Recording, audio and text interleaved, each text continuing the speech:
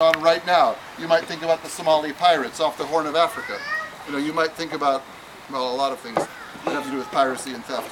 But the Vikings were a particular group of people whose inclusion in Europe inaugurated the new Europe.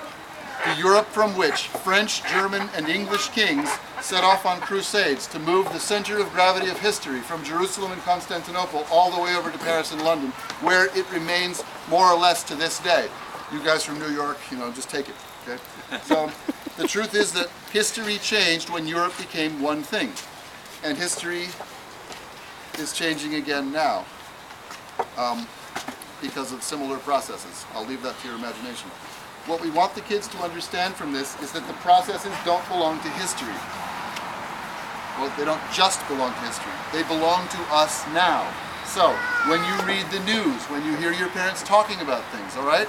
It has to do with where you get stuff, how you get stuff, what you do with it, and what it tells about you.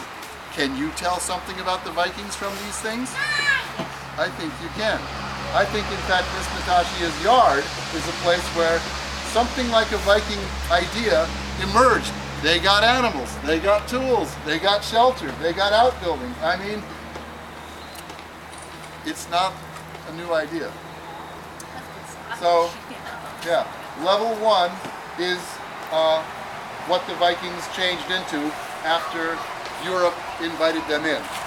They briefly became Catholic Christians, and a few hundred years later began to break apart in what's called the Reformation, when Protestants broke away from Catholics.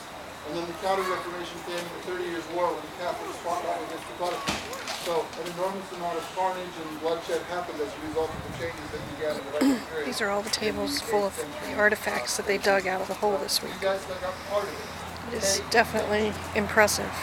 Yeah, The amount of things that they find and the stories that they piece together based on the site, what happened at the site. So, you want to remember this? Hi.